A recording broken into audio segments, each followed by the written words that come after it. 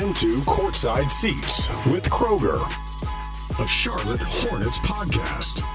Here he is, Chris Kroeger.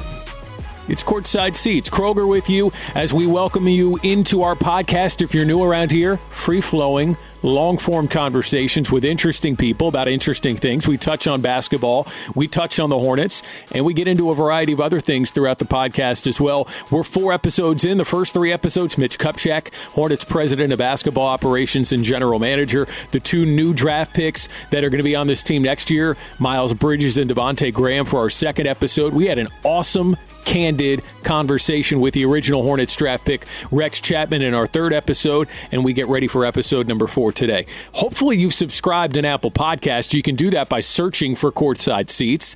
My name, Kroeger, Kroeger, Charlotte Hornets, any of those things. Once you find us, click subscribe. You'll get the automatic downloads every time we get a new episode. Those will be pushed to your phone. And then rate and review us as well while you're there in Apple Podcasts so we can spread the word, and tell a friend if you don't mind. Also, you can find us on our official Charlotte Hornets YouTube channel. Same thing. Just search Charlotte Hornets, subscribe so you get all our great Hornets content we're posting on YouTube on a regular basis, and also find us at Hornets.com and the Hornets app. NBA drafts in the rearview mirror now. Free agency is underway as we speak. NBA Summer League is going to ratchet up in a few days as we get ready to head out to Vegas. All 30 teams will be in Las Vegas for NBA Summer League for the first time in a long time, and so that's going to be a lot of fun. And we figure now, what a better time than ever to catch up with the new head coach for the Charlotte Hornets, and James Borrego. All right, I've been excited. I've been ready to talk to this guy. Last time I talked to this guy, I was on the other end of a phone because I was doing my radio show. He was just announced as the head coach, and now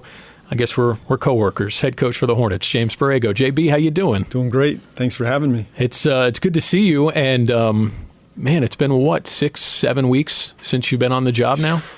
Feels like a year already. Does it really? Yeah, I mean, we've been packed. We've had a lot to do, but in some ways it feels like a year. In some ways it feels like 1 week, but we're thrilled to be here. The guys have been great, the players, the organization. My family's, trying to get here, get settled. They're excited about the team and the community. So we've had a lot of work, in the last 6 weeks, working on a staff, working with our players, getting to know the organization. But we're thrilled. We're excited to be here. Well, Charlotte's a great city. I'm biased. I grew up here, so I think this is going to feel like home to you. Has it normalized at all? Like just your day-to-day where things don't seem... Because this is what happens, right? Yeah, things spin, they go fast, and you're just thinking, wait, I thought I just showed up to work. How is it 8 o'clock at night already, right? Like I thought yesterday was Monday. How is it Friday already? Yeah, my world is kind of the office right now. It's hotel and office.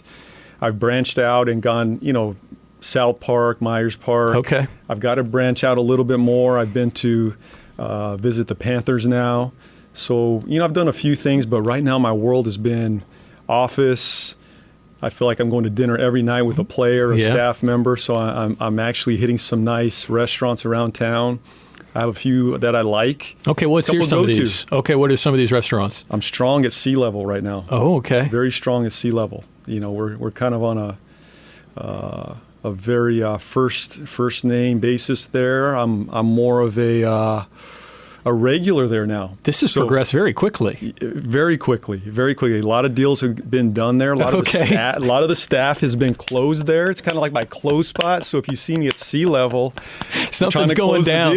Something's going down. That's right. I got my mahi, my salmon. Okay. And I branch out a little bit, but sea level has gone strong. Eddie V's, Morton's, those are staples here in Uptown. But if people have some other recommendations, I'm open. I hit Reed's yesterday. Okay. Everybody know Reed's? Yeah, Reed's fine food. Yeah, so...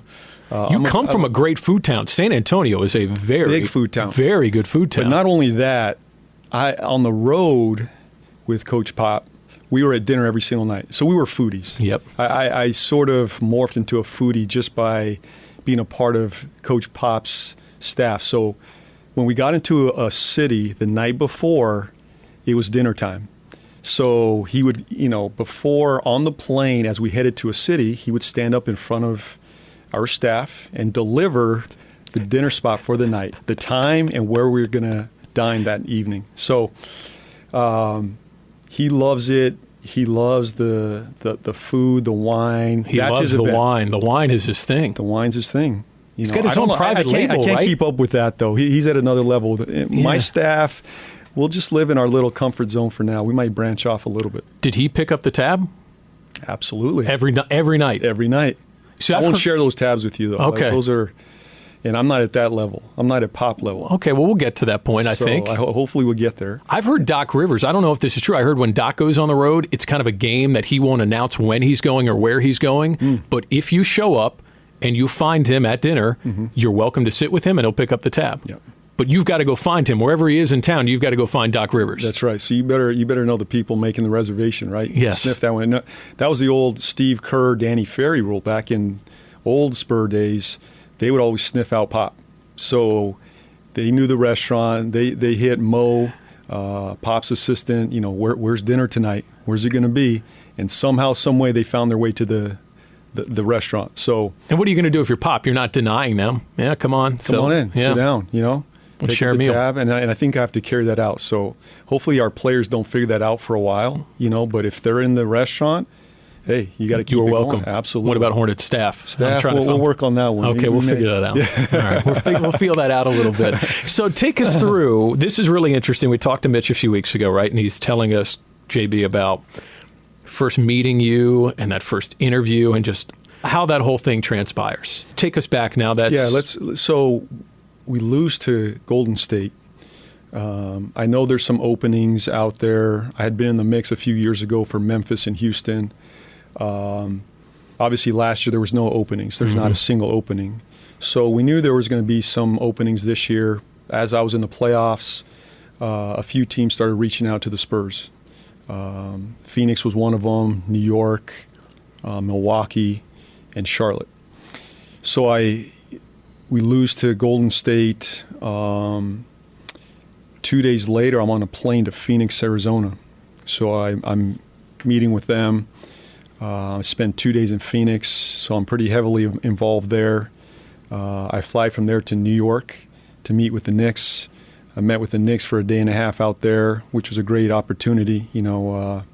So I was all over the country, and interviews are intense. You especially for someone in my position, first going after your first time head coaching opportunity, you can't just sit back, relax, and say, you know, what do you have to offer? You got to put your best foot forward. It's in a very intense couple of days, interviews with owners, GMs, scouts.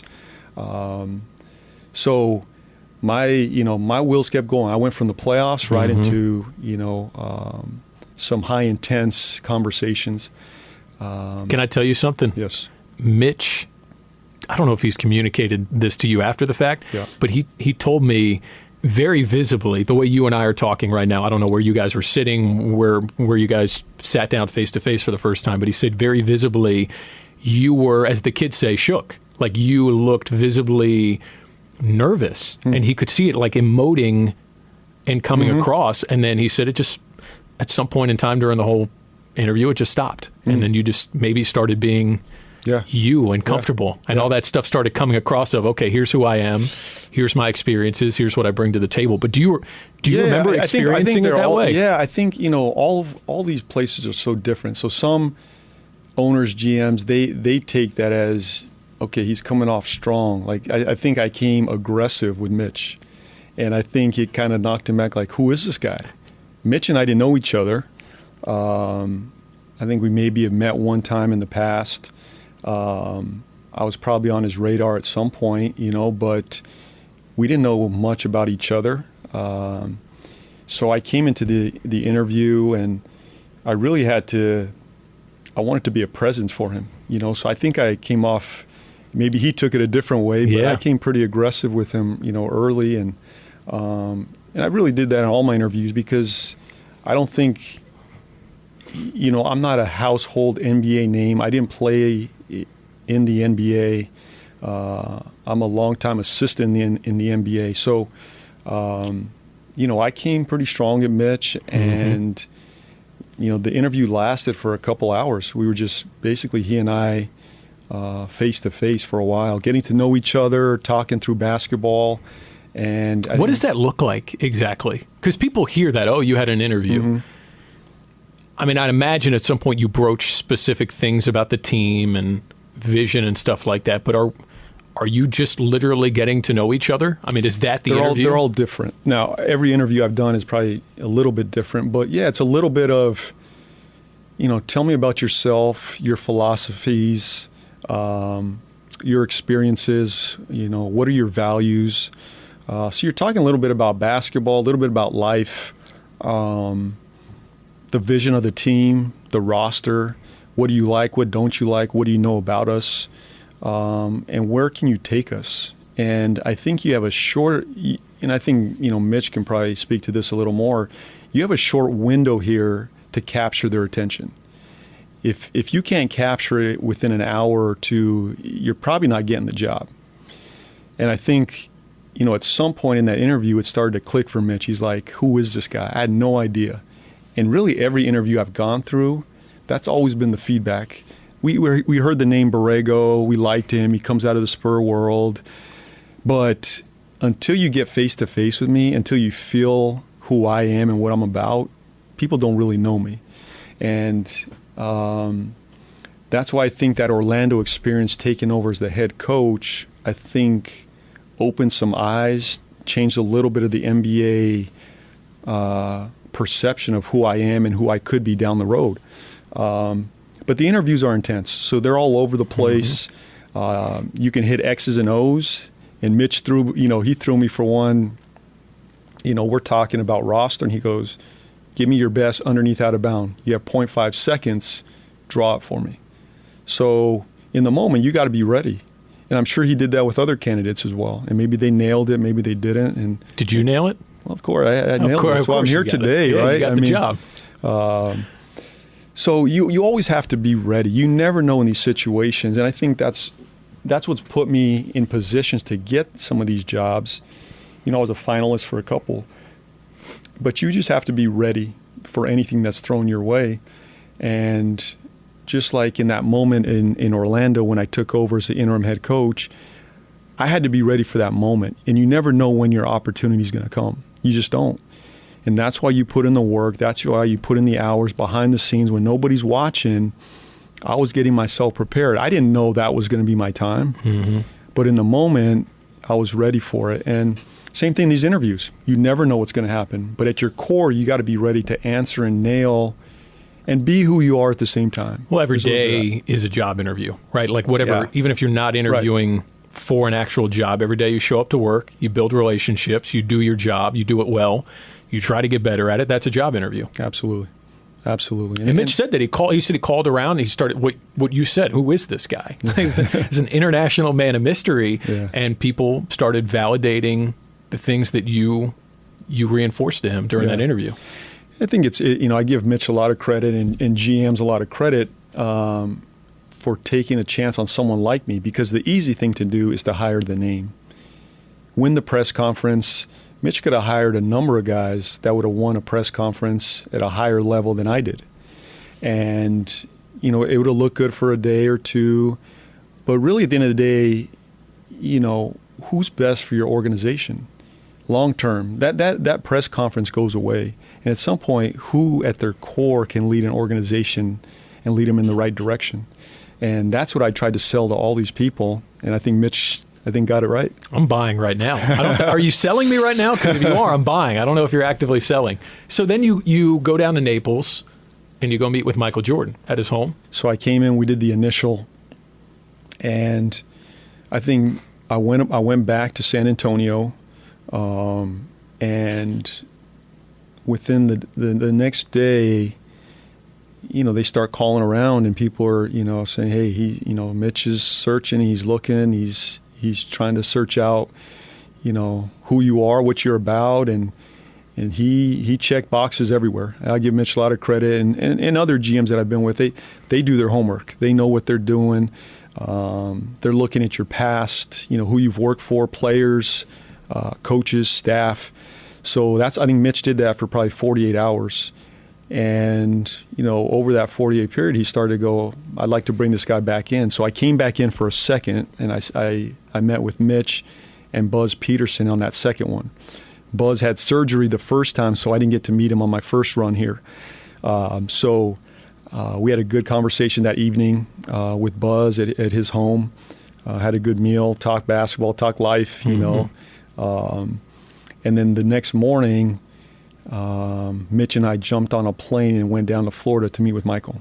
So. And then Mitch, the way Mitch tells the story, you guys meet, you hop in the car together again, you fly away, and there was no real discussion about how it went or perceived opinions. He slept on it, Michael slept on it, and then Michael called him the next day and said, "That's our guy."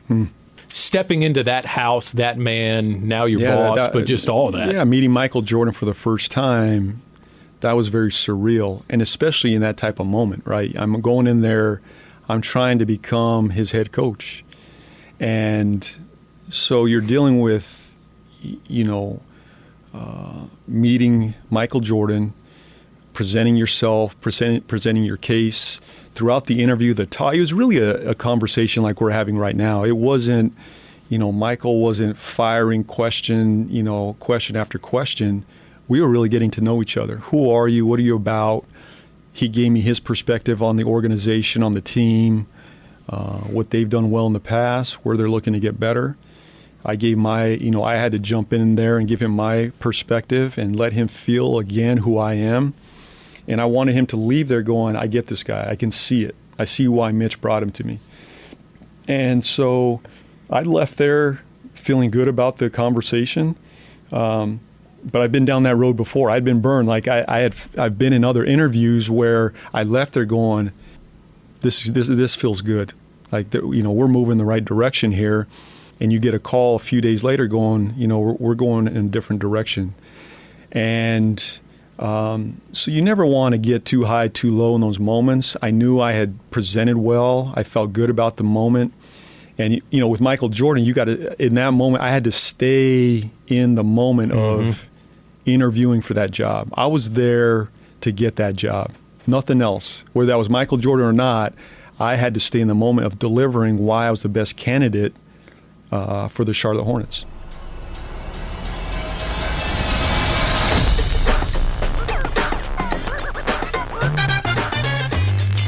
You talk about getting to know you and getting to know each other. You, James Borrego, are the first full-time Hispanic American head coach in the NBA. I mean, there have been others who have come before you, a few others. You were one earlier on an interim basis in Orlando, but you're the first one to be hired externally by an NBA team. There are 30 of them in the NBA. This is an exclusive club, and you get to be that trailblazer. Did that resonate with you at all? Has it resonated with you? Not really. I haven't really thought about it in those terms. I think just being one of 30 by itself, to me, that was, I felt a responsibility there and a thankfulness to be one of 30. Then you step back and you look at, the Hispanic piece and being the first to hold a position like this. That's important, but I don't fixate on that. I'm proud of that, but I say this to a lot of young people. It's just an example to any young kid out there. If you want to go after something, you go after it. You put your time in, you work, and the sky's the limit for you. I'm from Albuquerque, New Mexico, single parent home on the west side of Albuquerque, and here I am today as one of 30 in the world.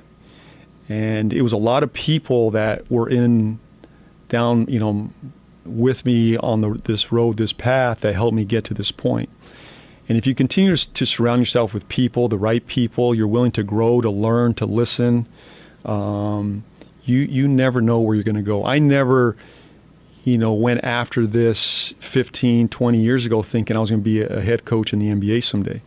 I just wanted to get better every single day. And I try to tell that to young people, no matter where you're from, your skin color, your ethnicity, your background, your economic status, if you want to go after them, go after it. And surround yourself with high-quality people that know what they're talking about, that invest in you. And I've been fortunate to find that. Your mom was the first one, though, right? How many jobs would she work when you were growing up? Because it was a lot. It was a lot. I mean, she, I remember she worked in the schools. She was a secretary, assistant in the school system, the public school system there. I look at some of her pay stubs now. I go, Mom, how did you make it? How did we make it? Well, she would she'd cut hair on the side. Saturday mornings, I'd smell, the smell of perm. Mm-hmm. The smell, everything, all of us know the smell of perm, right? I wake up Saturday morning, she'd be doing, a friend's hair in the front of the house, and you could smell it, and she'd be cutting hair on the side for $5 or $10 here just to make it. But I never felt, she always just put us in position to succeed, to be around people that helped us get better. And the one choice that really turned my world is when she found the school on the east side of Albuquerque called Albuquerque Academy. And that really changed my mentality, my world. I got around people, high academics, the standards were raised, the coaching was different. Was this a public school or a private school? This was a private school. We could not afford it, but I got a full ride financial aid for 7 years. So in 5th grade, my mom finds this school on the east side. I had to test in. So you had to test in, do the academic piece. And obviously we qualified for financial aid. But in 7 years, I didn't pay a dime. They gave me a full ride there for 7 years, and it just changed my world. Everybody there, the mentality was, we're going to college, you're going, the standards were high. It's just a matter of where you're going to college.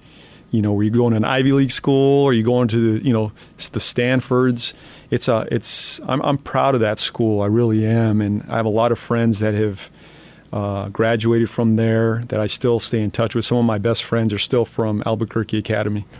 But when Mom found that school, I think our world really changed, and she just found a way to make it work. It was about a 30-minute drive just to get there every single day, 30 to 40-minute commute. And I don't know how I got there every single day, but I did. And she took you there? She did, and then I think we found some other students in our area and found a carpool system. And just whatever it took? Whatever it took, yeah. She got it done. Would you say, looking back, you talk about the pay stubs, would you say you were lower class? Like, where would you even, socially, where would you even say, do you look back and think, man, because you clearly don't ever think anything but love. Like you talked about, that was a team, you and your sister and your mom, it was so tight, and you guys got through it as a team. But do you ever look back and think, man, we were poor, but I never felt poor? Did you ever feel like, was it ever to that point, or did your mom always work that hard? I never felt poor.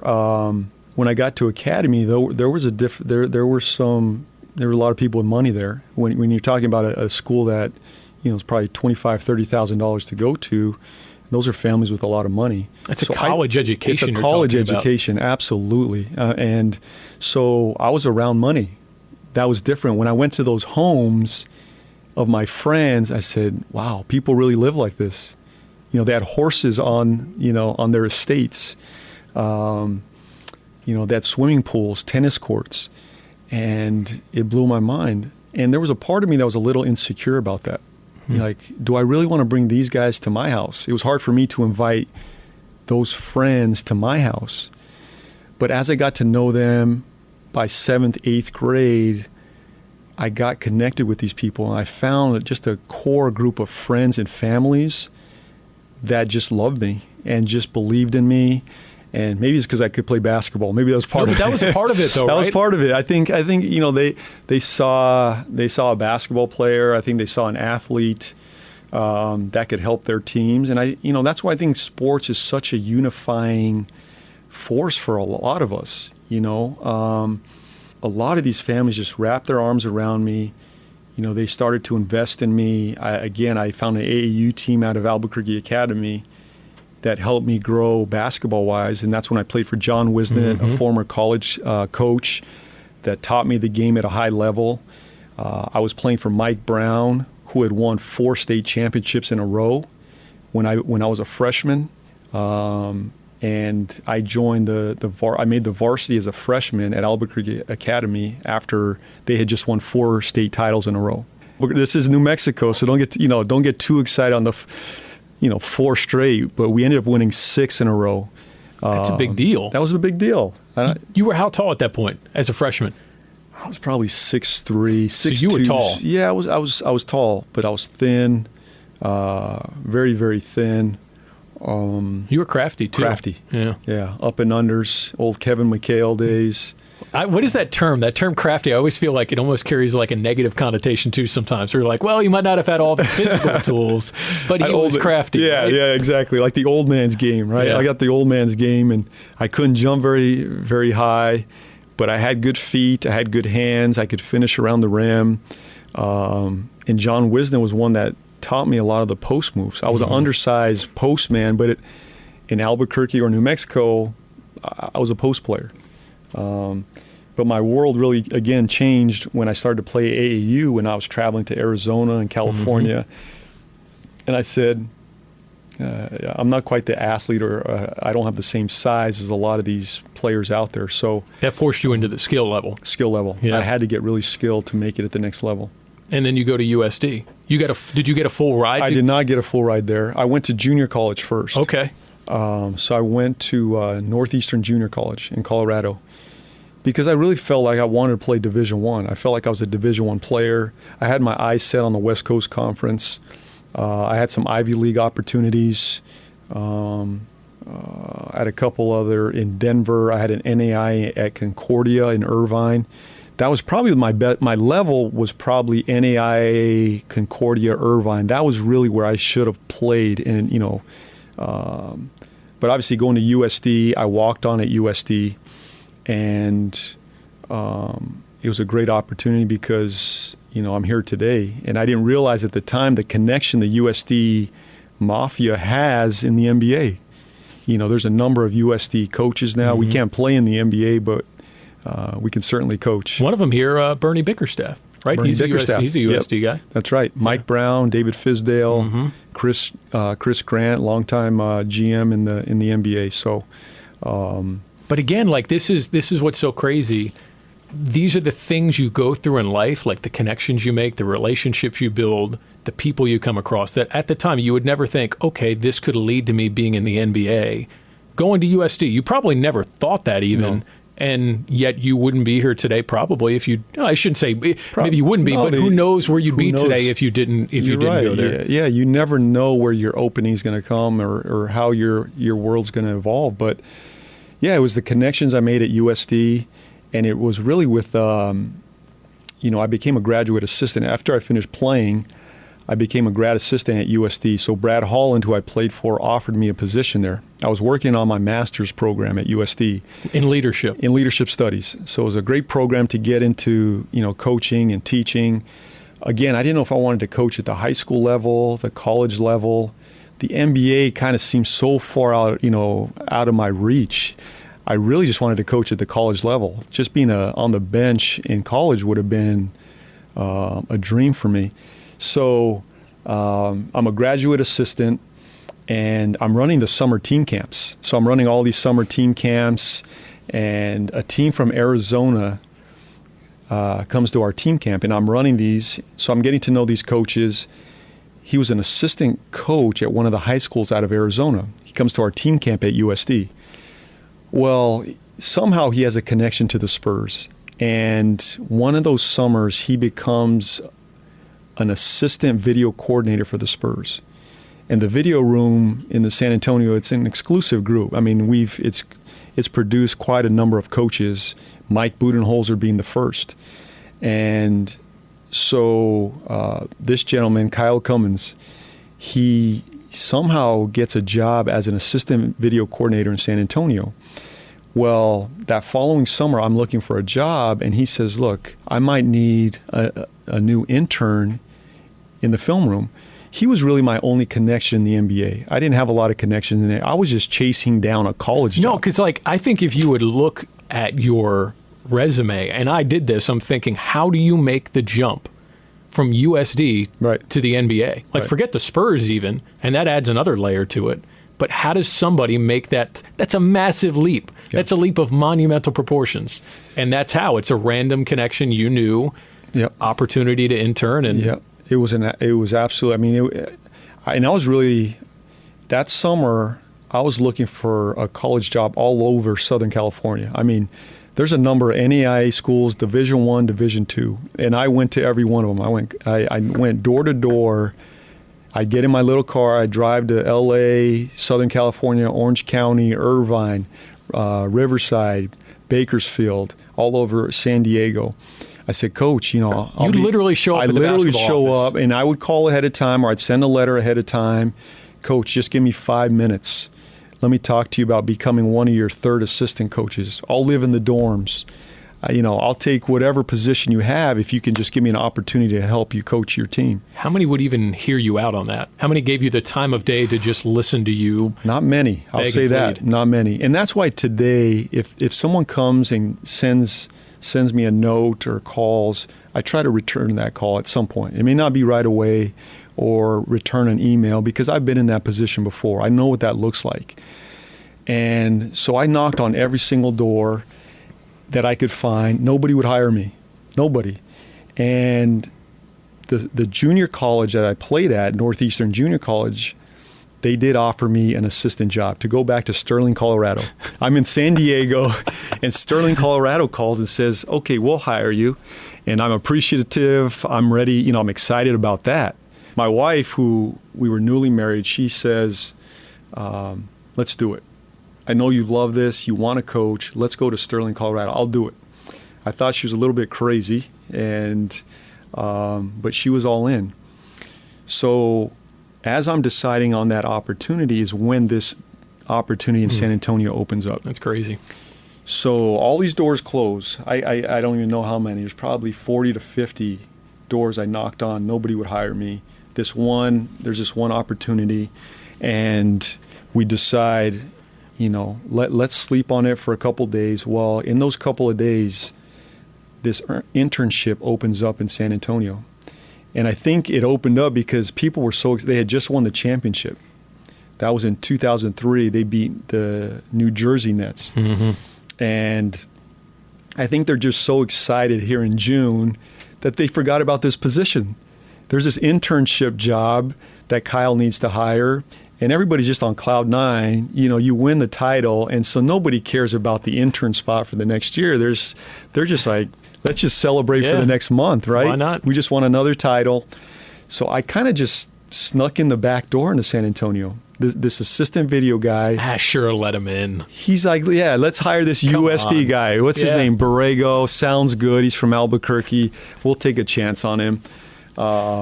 So in their excitement, they agreed to hire me as an intern in their film room. And so my wife and I pack up. Never been to San Antonio. Didn't know Coach Pop. Didn't know Mike Budenholzer, PJ Carlissimo. Don Newman was there. Obviously R.C. Buford. Sam Presti was I think he had just finished maybe his internship year, one of those first 2 years. And so here we go, and that's when life turned forever in the basketball world for me.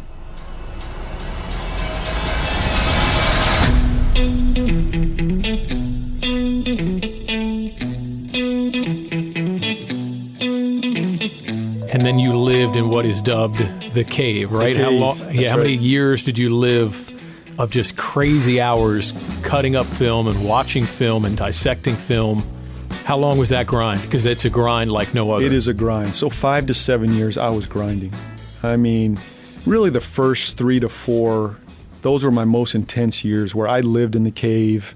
I broke down film. I lived in that film room. I knew every play call. And I give Mike Budenholzer a lot of credit, because I learned under his wing. He did a lot of the scouting. He did a lot of the film work. And so he brought me in, wrapped his arms around me, kind of taught me the ropes and said, if you want to make it in this league, you got to put the time in. Be the first one in.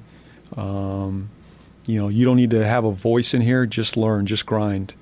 And little by little, over the course of time, one month led to 2 and 3, and by year 2 or 3, I had the trust of that staff, including Coach Pop. And some of my most vivid memories of San Antonio were my one-on-one time with Pop in a film room, and really the next morning after a game when nobody was in the office. And we're coming off a loss. And I'm there waiting for the knock on the door. And he'd be like, let's go. Let's put the film on, let's talk. So I'd go into a film room, just one-on-one with Coach Pop. We'd watch the film. He'd say, put this on for the team, put that on for the team. And, the first couple are I'm just sitting there kind of like a fly on the wall and not saying much. And, little by little, he'd start to ask me my opinion. What do you think?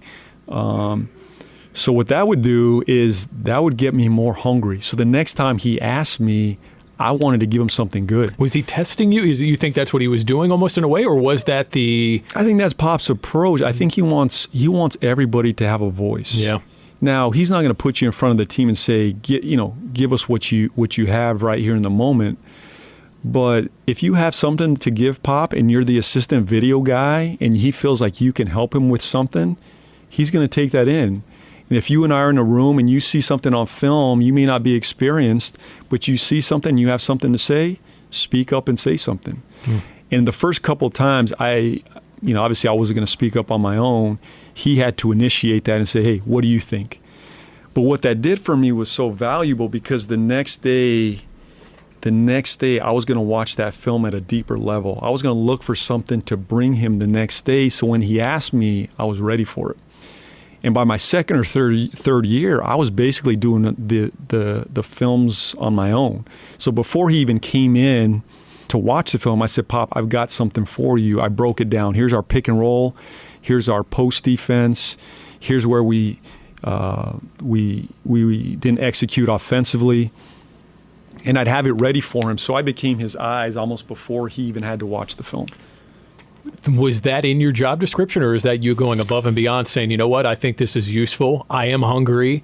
He clearly is listening and craving this, and here you go. I've got this for you. Yeah, I think I just saw an opportunity I always say I always anticipated his needs. I was trying to anticipate one step ahead of him, and he's a busy man. He's a head coach. He's dealing with tons of decisions, and I felt like I could sort of expedite the process for him. And I think that relationship just got built over time, Well, and then, so you go to New Orleans, you join Monty's staff, then you go to Orlando, join Jacques' staff for a little while. You were the interim there for those 30 games, but you come back and, so many people have asked me, as if I know that much about you, hey, tell me about James Borrego. What do you know about James Borrego? And I'd say, the first sign to me is the fact that he was in San Antonio for 10 years and then left, and Pop brought him back. To your point, if you're not of use to the team or the organization or that staff, there's no token jobs in San Antonio. So that alone, the fact that, you were able to come back in the fold and he welcomed you back right in, probably like you never left. I mean, I think that says a lot about you. I think it says a lot about him, too, because I don't know how often that happens. Yeah, I'm not sure it's happened on his staff, on his coaching staff. I don't think I know another. I've tried to think about that. Has he brought someone back a second time as a coach? I'm not sure I can find a name, but yeah, I'm thankful. I'm appreciative. I think it speaks to our connection, the trust we have, not only with Pop, but with the players. So I left on good terms. I went away. I feel like I went on my sabbatical, or I went on my graduate work. It's kind of like I grew up. I did my undergrad at San Antonio. Then I went away for my grad work. And those 5 years being away from San Antonio were so valuable. I needed to get away. I had learned under the Spur world. But when you're stretched a little bit, you leave the comforts of San Antonio. You know what that world feels like. I had won 2 championships there with the Spurs. I left there and I went to probably one of the most unstable organizations in all the NBA in New Orleans. We were owned by the NBA. We didn't have our own facility. It was a very different experience, but it helped me grow as a coach. And in those 5 years I was gone from San Antonio, I probably grew as much, if not more, in those 5 years than I did being in San Antonio. You got offered the job. Correct me if I'm wrong. There was interest in New Mexico, in your home state, the University of New Mexico, in you a year ago. How far down the road did that get? Did you give credence to the idea? Because you've talked about, okay, I want to be a head coach. you want to be a head coach in the NBA, but here's a head coaching opportunity in your home state. I mean, surely that had some sort of emotional tie to you. Absolutely. I mean, that's one of the reasons why I love basketball. I remember going to those games as a kid and being mesmerized by the fans, the energy in the building. I love the Lobos. I wanted to play for the Lobos. That was, that's why I worked every day. I wanted a scholarship from the University of New Mexico. If you'd have told me someday I'd turn down the head coaching job at UNM, I'd say, you're crazy. That'd be my dream job if I could ever get there. I was just looking to be an assistant in the college game. Here's an opportunity to become a head coach of the place that I love, where I grew up, to be around family. I know what that program means for the university, for the state. That's our pride, is that New Mexico basketball job. So I looked at it. We talked. They did offer me the job, and it was hard to turn down. It was really hard to go back home, to bring my family back to Albuquerque. But my pursuit was the NBA. I felt like I had invested so much time here.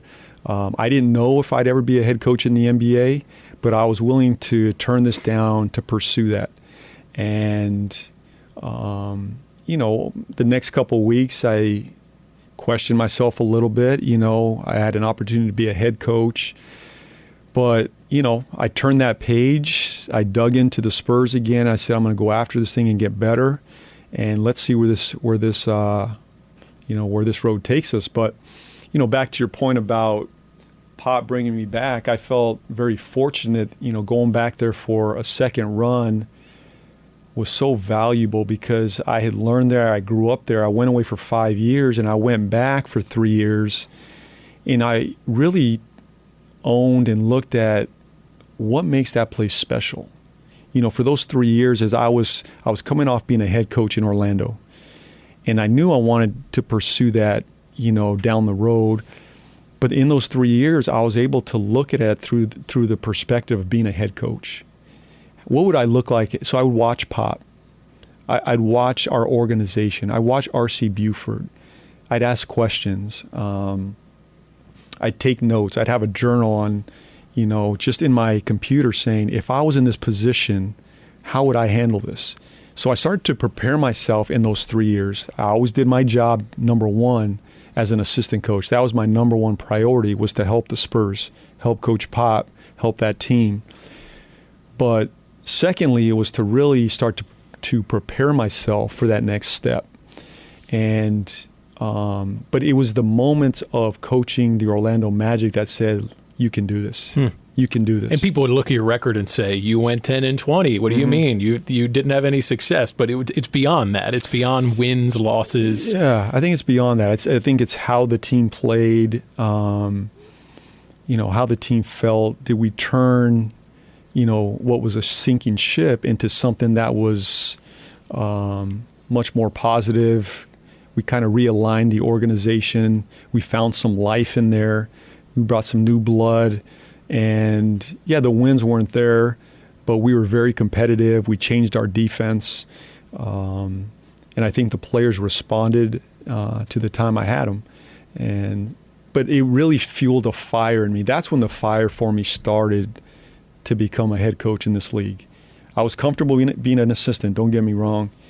But once I stepped into that head coaching role, I said, I can do this, and I want to do this. And that fire was there for the next 3 years while I was in San Antonio. And I had an opportunity to go, when I left Orlando, I had an opportunity to stay there as an assistant coach with Scott Skiles. I had an opportunity to go to Oklahoma City as an assistant coach, or the Dallas Mavericks as their lead assistant. And Pop snuck in the last minute and pulled me back to San Antonio. So back to your point, I had other opportunities that I was aligned with. I could have gone to. Pop could have hired anybody. He hired Ettore Messina from Europe. Pop's network, as you can imagine, is very heavy. I mean, he's got a heavy network out there. So he could have hired anybody. And he chose me to come back to San Antonio. So I'll always be thankful for that opportunity, because he knew I was good. Yep. I had other opportunities. I was good. but I think I was the right fit for him and for that team at the moment.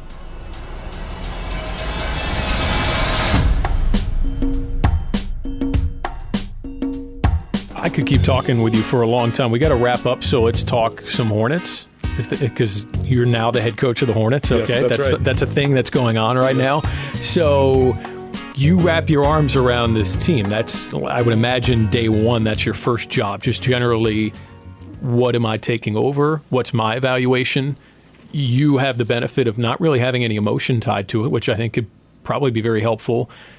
I look at things with this team. It's crazy, JB, because you look at this team the last 2 years, 36 wins the last 2 years, but they have a point differential in the positive each of the last 2 years. And I know that's one thing, but generally that's the profile of a team that's probably at a minimum 500, maybe even a little bit better than that in a playoff team. So there are things about this team maybe you look at and say, why weren't they better? What's the difference in the margins between this team being a 36-win team and a 44-win team? Mm-hmm. Where does that fall? So when you evaluate, you come in as an outsider, what do you see when you kind of wrap your arms around this team?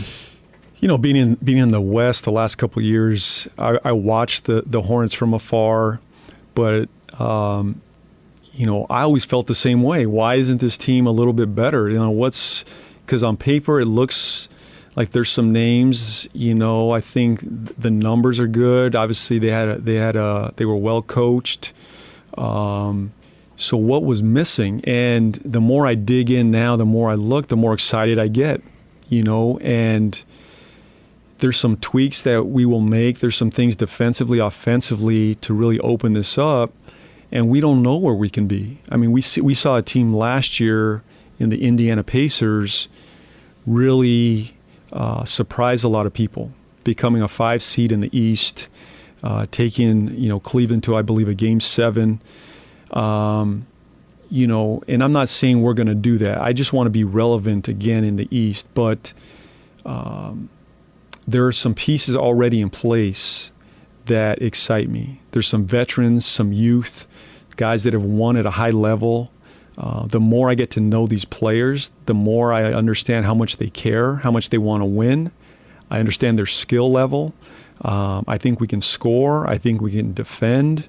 I think we got to get very, we got to really look at closing games. I think a lot of these games in the fourth quarter were lost down the stretch. Mm-hmm. The Hornets would be in a lot of games. That's a positive. You want to be in some close games. Now, can you close it? That point differential you speak about, it points to being a very competitive team. But you're losing in the margins, right? That's what's going on there. Right. You're losing clutch situations. Clutches, one shot here, a free throw here or there, a defensive stop here or there. If maybe 5 or 6 of those games go the other way, maybe I'm not sitting here today. Yeah. I mean, we don't know. So Kemba obviously is another thing you point to too, because obviously it was so stark last year, the offense for this team when he was on the court versus when he's off. And so it's easy also to point to the end of games, and this team lost a lot of those games last year, but you also lose games when you break your lineup earlier in the game and you're not getting the production you need from your second unit. That's right. And I do think we have some balance. And it's my job now to balance the starting group and the second unit. I always want to make sure we have scoring on the floor. I always want ball handlers on the floor, creators on the floor, and we have a number of those guys. And I think between Kemba, Malik Monk, Jeremy Lamb, Nick Batum, those are 4 creators for our offense. We have shooting on the floor. I like our defensive. The defensive numbers weren't terrible. They need to be better, and they can be better. But I think between our style of play, we're going to pick up the pace. We're going to spread the floor a little bit more. You should see us shooting more threes, getting to the rim a lot more, finding some more opportunities in transition. Between the style of play and our player development, we should see those margins change. Yeah, because this team a year ago, top 10 in the NBA in three-point percentage, which maybe would shock some people, but they were bottom 10 in attempts. Right. So, I mean, the name of the game, Houston's a great example. People talk about them as a three-point shooting juggernaut. Right. They're actually not. They just take a lot of them. They take a lot of them. And so the variance there is what allows for that to overcompensate for the lack of maybe percentage. You look at percentage, say, it's a great three-point shooting team. They're okay, but they take a lot, and so they're efficient in how they're playing the game right now. Yeah, that's right. And so I'd rather have that percentage number come down and take the attempts up. And that's really going to be the challenge for the group. And a lot of it's going to be built out of how we play, in transition, in our pick and roll game, how we spread the floor, our lineups, because Kemba can be the only one generating offense for us, and he's not. The ball will be in his hands a ton, but it's going to be in other players' hands. He's going to be playing off the ball some, and that's why our player development right now this summer has been focused around playmaking. And Monk has been great already. I mean, Bacon's in here. We've had 6 to 8 guys consistently, core guys, already in the gym for the last 5-6 weeks. And that's a sign to me that these guys want to get better. They're hungry. They get our vision, what I'm trying to do offensively. We've talked a little bit of defense, and we'll get to that at some point. But right now, we're developing our offensive skill level. And so we want those three-point numbers to come up. And even at the expense of losing some percentage. But what that does is that opens up the rim. When teams are afraid of the three-point line for you, it's hard to leave the paint. Mm-hmm. It's hard. Guys are more concerned about getting back to three. So what that does is it opens up the rim for Kemba. That opens up the rim for Malik, for Batum, for Bacon, MKG. There's more driving lanes. So I want to see us more productive at the rim, more productive at the three-point line. And if we're a very good defensive team, which I believe in, the last 3 years I've been with the best defensive team in the NBA the last 3 years. My goal is to be a top 10 defense right away. And that's the goal, that's the vision. Between that standard defensively and the pace and our player development, I'm very excited. And lastly, just a big pick, because we'll have time to wrap our arms around these guys once we go through Summer League and then really even after that as we march towards training camp. But the 2 draft picks, well, 2 of the 3 draft picks, because Arnoldas Kubolka is a guy that's going to be playing overseas for a little while. But you talk about Miles Bridges, Devontae Graham. I think they do a lot of what you're talking about, especially Miles. I watch him play. He never stops cutting. Yeah. He's just running off screens and pin downs all the time. And he's got that positional versatility, I think, that seems to fit, obviously, today's NBA, but what you're looking for offensively, too. That's right. Someone that is athletic, can get to the rim, put it down. He can run, get out in transition. I'm very excited about him. And Devontae brings us toughness, leadership, shoots it well, has won at a high level. Both these kids have won at a high level. I call them elite competitors. And bringing that into the fold, our culture is very healthy right now. The locker room is very healthy right now. These guys enjoy being around each other. They're competitive, and they've won. We have a number of winners on this team that have experienced winning. You can't teach that. You can't teach that. And these guys have tasted it. Now, are they willing to sacrifice, to buy in, pull for one another, and push this organization forward? So far, what I've seen, they want to do that. JB, welcome to Charlotte, and I'm excited to get to know you. I'm excited for our fans and our city to get to know you, and I'm excited for the season to get started. Summer League's a few days away. I'll see you out in Vegas, and I'm going to find where you are for dinner on night 1, okay? On Thursday, I'm going to find where you are, okay? I'm paying. You got it.